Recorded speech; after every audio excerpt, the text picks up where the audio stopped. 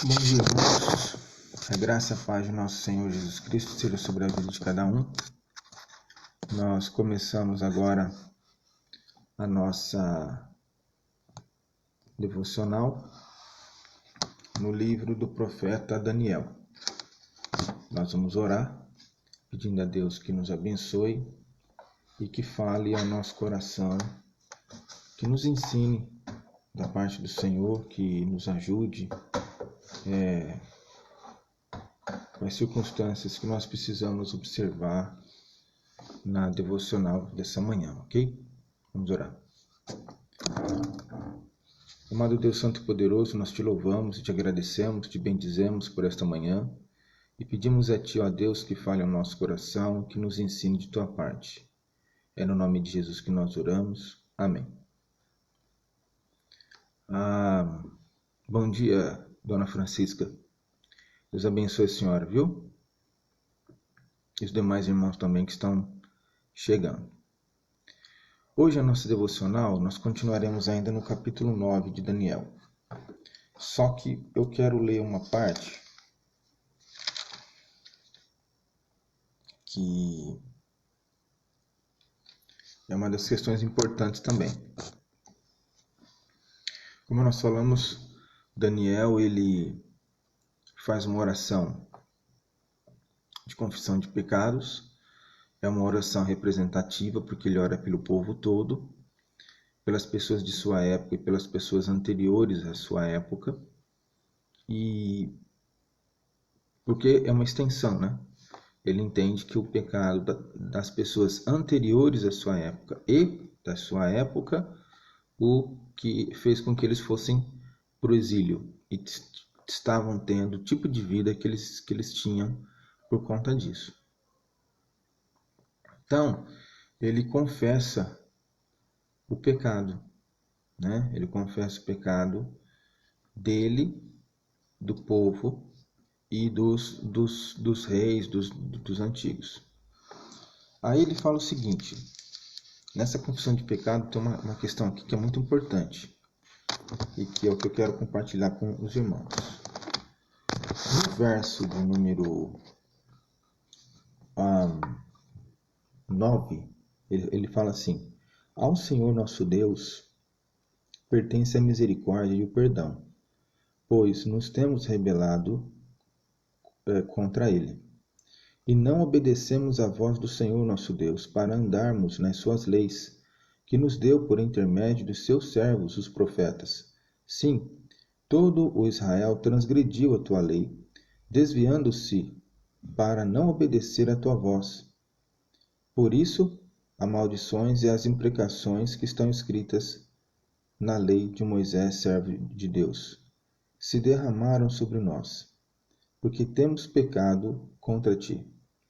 Ele confirmou a sua palavra, que falou contra nós e contra os nossos juízes, que nos julgavam, e fez vir sobre nós grande mal, porquanto nunca debaixo de todo o céu aconteceu o que se deu em Jerusalém. Como está escrito na lei de Moisés, todo este mal nos sobreveio. Apesar disso, não temos implorado o favor do Senhor nosso Deus, para nos convertermos das nossas iniquidades e nos aplicarmos à tua verdade. Por isso o Senhor cuidou em trazer sobre nós o mal, e o fez vir sobre nós, pois justo é o Senhor nosso Deus em todas as suas obras que faz, pois não obedecemos à sua voz. Na verdade, ó Senhor nosso Deus, que tiraste o teu povo da terra do Egito com a mão poderosa, e a ti mesmo adquiriste renome, como hoje se vê. Temos pecado e procedido perversamente. A questão aqui, irmãos, se faz no sentido de que, apesar do povo ter sido avisado, apesar do povo ter sido ensinado, apesar do povo ter ouvido os profetas, eles não atenderam à voz de Deus. E porque eles não atenderam à voz de Deus, Deus mandou a calamidade. Mas eu acho muito interessante a maneira como Daniel registra isso. Ele diz assim, no versículo 13: como está escrito na lei de Moisés, com todo este mal nos sobreveio. Apesar disso, não temos implorado o favor do Senhor nosso Deus, para nos convertermos das nossas iniquidades e nos aplicarmos à tua verdade. Ele está dizendo que, apesar de Deus ter mandado sobre a lei, sobre o povo, as imprecações da lei de Moisés. O que significa isso? Teve uma parte da lei de Moisés, teve um discurso da lei de Moisés, que Moisés invocou as bênçãos de Deus como recompensa ao povo quando o povo fosse obediente.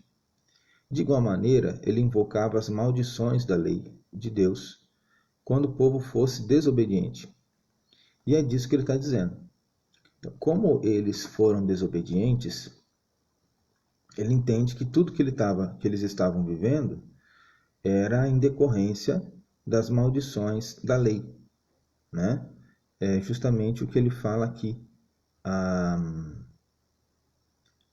aqui no versículo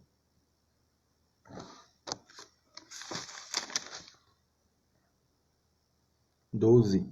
Ele confirmou a sua palavra que falou contra nós e contra os nossos juízes que nos julgavam, e fez vir sobre nós grande mal, porquanto nunca debaixo de todo o céu aconteceu o que se deu em Jerusalém. Então, ele está dizendo que ele entende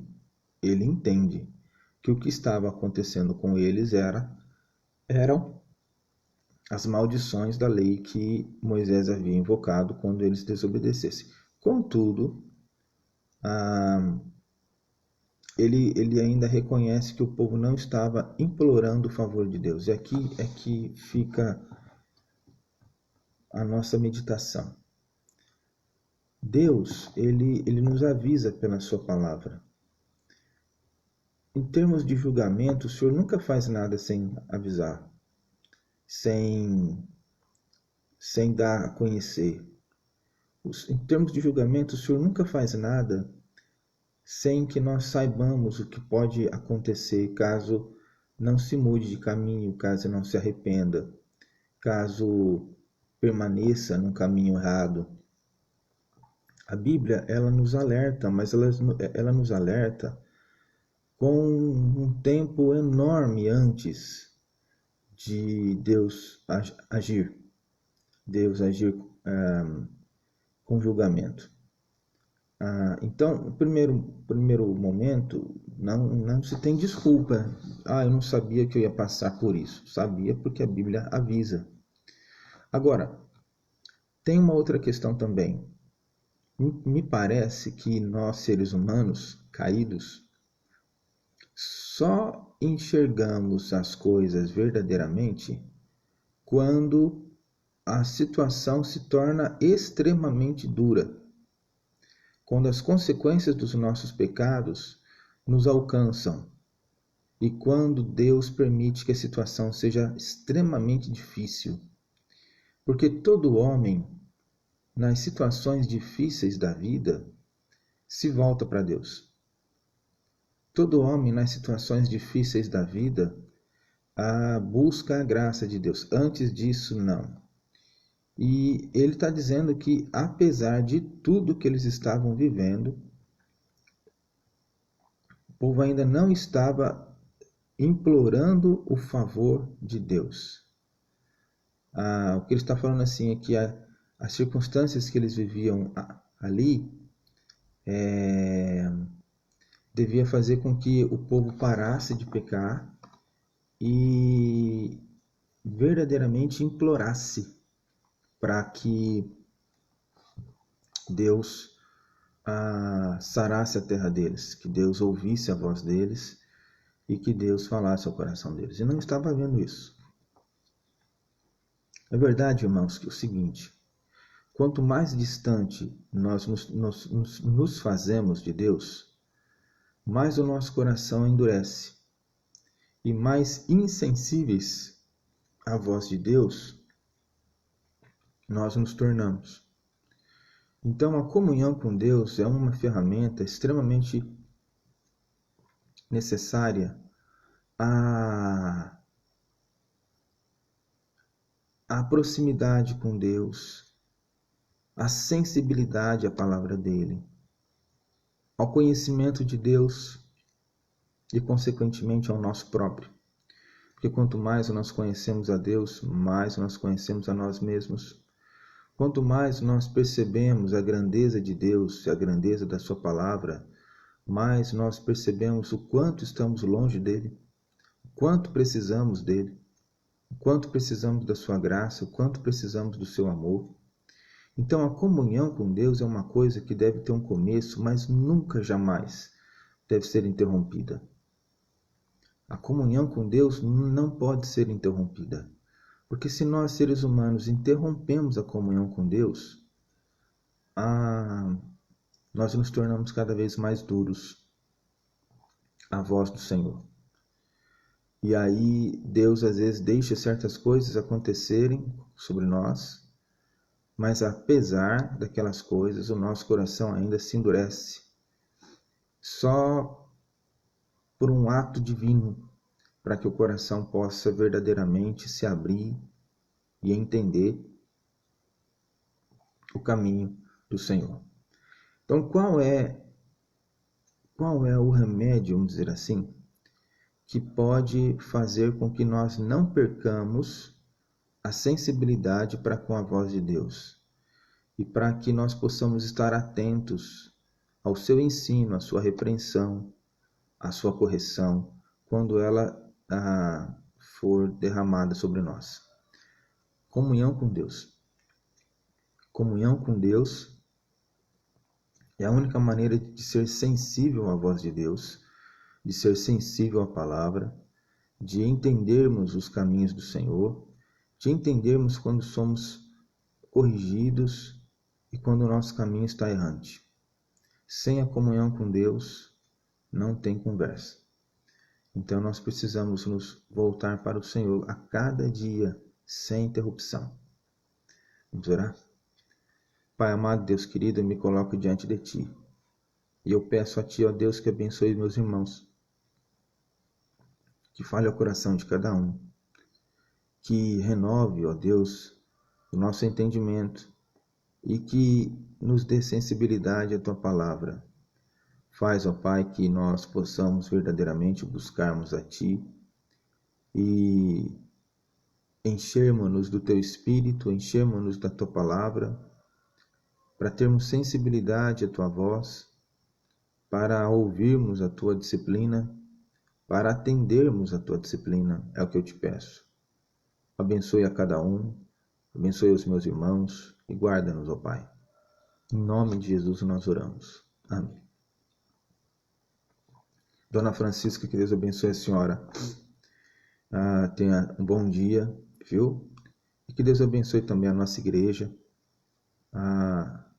porque com paciência nós temos que esperar o agir do Senhor e possibilitar então o nosso retorno à nossa vida. Que Deus guarde a senhora e dê um bom dia à senhora. Um abraço, irmã.